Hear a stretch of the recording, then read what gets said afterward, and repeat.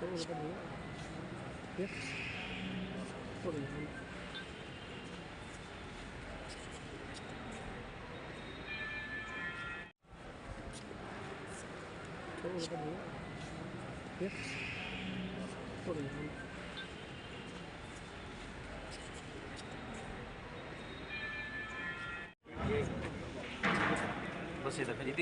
हफ्त्यामध्ये काही दरोडे आणि काही जबरी चोरी आणि घरफोडी सिटी शहरामध्ये झाले होते.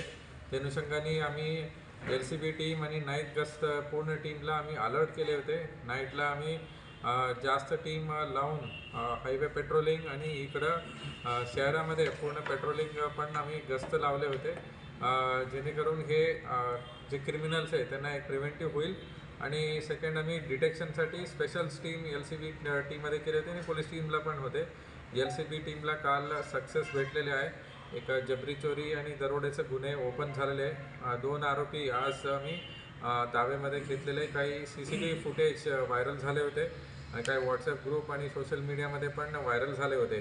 त्या अनुषंगाने एक चांगली गोष्ट आहे की ते फुटेज आम्हाला आमच्यापर्यंत आलं आणि त्या अनुषंगाने आम्हाला आरोपी क्रिमिनलपर्यंत पोहोचून आज ते सगळं गुन्हे उघडकीस आलेले आहे. सेकंड, तुळजापूरमध्ये पण एक दरोडा झाला होता. त्याचेही 5 आरोपी आम्ही आमचं नाईट गस्त एक टीम त्यांनी रेड हँड पकडले. तिथून गावातून अलर्ट आला होता तुळजापूर शहरामध्येच आणि तिथून आमचं टीम लगेच तिथं हायवेला जाऊन त्यांना अडून त्यांना डायरेक्टली पकडले. एक 2 जणला पकडले. नंतर बाकी लोक इथे निष्पन्न झाले.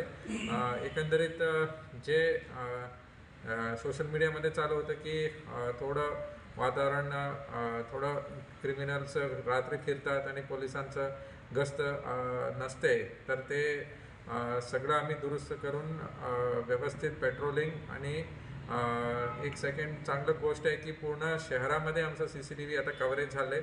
120 टोटल कॅमेराज आमचं कंट्रोल रूमला आम्ही घेतलेले आहे, जेणेकरून आम्हाला कुठंही बाहेरचं क्रिमिनल आला, गाडीने आला, कोणताही चौकनी आलं तरी आम्हाला तिथं कॅमेराज कव्हरेज लाईट पण आहे. तर नाईटला पण आमचं नाईट विजन कॅमेराज हे कॅप्चर करून हे क्रिमिनलपर्यंत आम्हाला पोहोचायचा प्रयत्न झालेला आहे.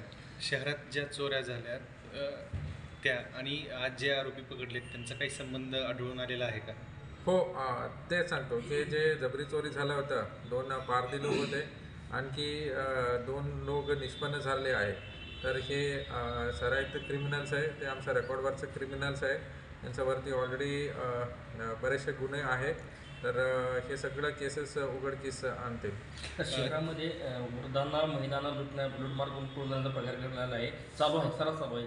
2 व्हीलरवर येणे, चेअरवरून निघून जाणे, अशा प्रकारे दिवस घडत आहेत. आपण नागरिकांना काय आव्हान कराल?